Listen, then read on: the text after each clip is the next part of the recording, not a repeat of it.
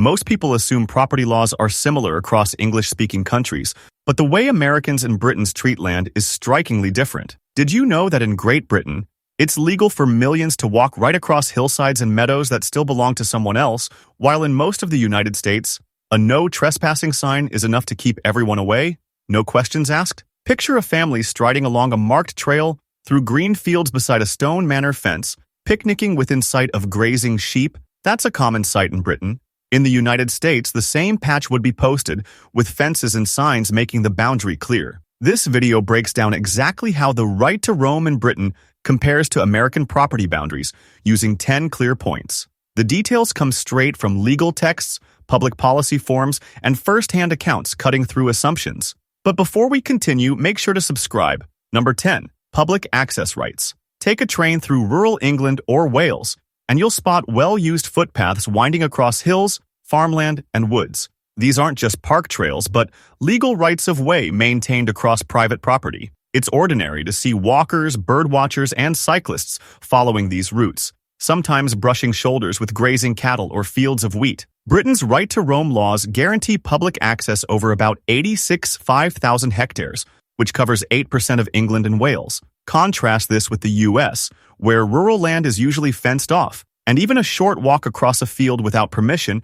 can lead to a confrontation. In states like Texas or Montana, private landowners post warning signs and may confront trespassers directly. It's a small detail, but British paths can pass near farmhouses or cut across the edges of hayfields linking villages with the open countryside. Americans, by comparison, rarely encounter a maintained path cutting straight through private land. Maybe you've noticed this yourself. The first time you visited Europe, did you walk a public path across farmland or through a village green? Number 9. History of the Commons. The American landscape is carved into private lots, bordered by fences or hedges, a legacy of homesteading and expansion after 1862, when private ownership became the rule. But in Britain, the lines blur. Centuries ago, much of rural England and Wales was common land, open for villagers to graze sheep, collect firewood, or hold fairs. The system changed with the waves of enclosure from the 1700s onward, but over 1 million acres remain officially recognized as common land today. This land is still used by commoners for grazing and open to the public for walking and even berry picking, protected under law. In most of the United States, public commons are limited to city parks or rare community forests, and usage traditions rarely carry legal weight. In Britain, the tradition shapes how locals and visitors move through the land. Number 8. Fences and boundaries. In America, especially since the post-war years, fences define the landscape. Classic white picket or tall board fences separate houses, and rural roads run past endless lines of wire or timber dividing private fields. Before smartphones, many Americans learned as children not to enter someone's property without asking, a rule still enforced by adults and local police.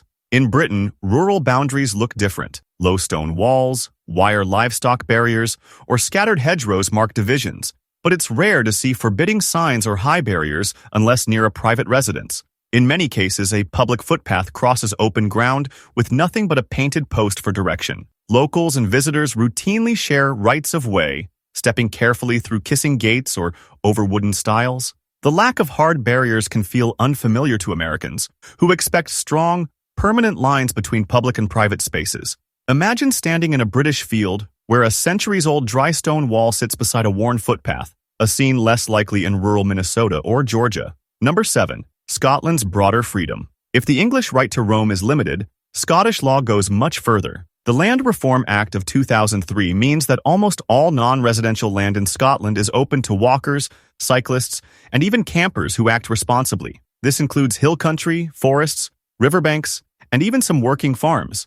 It's legal to pitch a tent for a night on unfenced land, as long as you leave no trace and respect the environment. Compare this with the US, where camping outside of designated parks or campgrounds can result in a visit from the sheriff or hefty fines. A typical scene in the Scottish Highlands features hikers crossing moorland with backpacks, distant sheep, and no fences in sight. In the United States, comparable freedom is limited mainly to designated federal wilderness areas or state lands, with strict regulations and permits required in many places.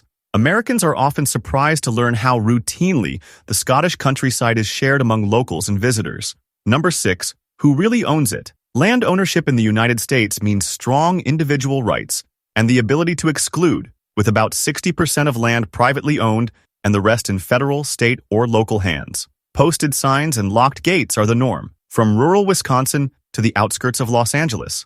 In contrast, while British land is also concentrated, especially in England where a small number of aristocrats and institutions own about a third of the land, public rights-of-way directly limit the power of owners to exclude the public. On open-access land, anyone may walk, cycle, or ride horses, with the landowner required to maintain access. The result is a patchwork of moors, heaths, and woodlands where legal access can cross centuries-old estates, golf courses, or university properties. Americans are used to thinking that ownership always trumps public use, but in Britain, centuries of negotiation have kept certain rights protected. Number 5. Coastlines and waterways. In Britain, a stroll along the coast means public paths intertwining with farmland, cliffside gardens, and even crossing old estate lands. The England Coast Path, now partly completed and soon to stretch 2,800 miles, provides legal public access along the sea, brushing close to private homes, seaside villages, and working docks. On a typical weekend, you'll see families, retirees, and youth groups walking the edge of a salt marsh or pausing for a cup of tea at a beach cafe. In the United States, coastal land is mostly private, over 70% of it, especially on the Atlantic and Gulf coasts. Beachgoers often need to pay fees, use public boardwalks, or stick to tightly managed state parks, with private beach and residents-only signs a familiar sight. On some parts of the Jersey Shore or Malibu, fences extend right to the sand, blocking all access. The British system transforms the coast from a privilege to a public amenity, while the American model retains firm boundaries for individual ownership. Number 4.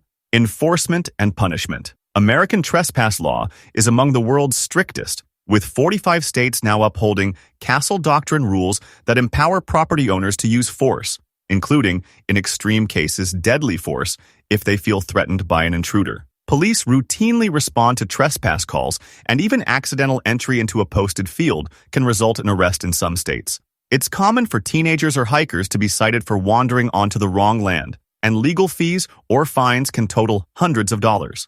In Britain, trespass is usually a civil offense, a matter settled by asking the person to leave. The police rarely get involved unless someone causes damage or refuses to go. The tone of such encounters tends to be more neighborly and less confrontational. Americans typically react with caution around private land, while Britons are accustomed to sharing space and resolving misunderstandings with a quick word. Number 3. The price of nature. In the United States, access to wild spaces comes with fees.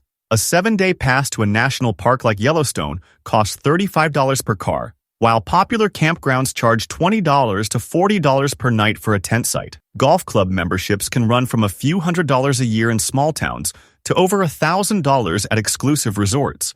Even public recreation spaces may charge annual passes, parking fees, or reserve campsites months in advance. Equipment stores like REI or Bass Pro Shops cater to a market where outdoor adventure is treated as a premium experience. By contrast, in Britain, walkers and cyclists use footpaths, bridleways, and open access land for free. Even multi-day hikes along national trails, like the Southwest Coast Path or the Pennine Way, require no fees. Overnight bunkhouses or youth hostels cost as little as $15 to $25 a night, and small-town bed and breakfasts offer affordable rooms year-round. The result is a culture where the countryside is open regardless of income, and outdoor life levels the social field. Think about your own experience for a moment. When was the last time you paid to enter a park or use a public trail? Number 2. Access contradictions. Here's where expectations flip. Americans are raised on frontier traditions, celebrating the open range and public lands of the West. Yet day-to-day, fences, threats of legal action, and limited public rights mean most people experience rural America from a car window. Even hunting and fishing require permits, leases, or club memberships. In Britain, where medieval land laws once concentrated power in few hands, ongoing reforms and social movements have fought to widen access. Organizations like the Ramblers Association campaign for new rights of way, and national trail projects draw political and donor support. The contradiction is clear. Despite their histories, Americans find rural land less accessible than Britons navigating a country dotted with castles, manors, and ancient rites. By now, you might be comparing it to your own life. Which outdoor space gave you the clearest sense of freedom during your childhood? It's a small detail, but one worth asking. Number 1. Health and tradition. Britain's open access culture isn't only about recreation. Public paths link towns to parks and playgrounds. Retirees walk through Bluebell Woods on weekdays, and children bike to school along bridleways flanked by hedgerows. Studies consistently show that regular outdoor activity lowers stress, improves mental and physical health, and builds stronger local ties. A 2018 survey in England found that 62% of adults use the countryside or local parks each week. In the United States, nature can still play an immense role. City parks, forest preserves, and campgrounds see millions of visitors each year. Yet the public mindset treats access as an event rather than a routine. The contradiction runs deep. America celebrates wild landscapes but places rules and prices on access, while Britain's history of tight ownership now supports broad, everyday use. Local traditions, whether it's monthly walks or annual gatherings on the village green, reveal how each society values land and community bonds. Drop your thoughts in the comments and don't forget to like and subscribe for more content like this.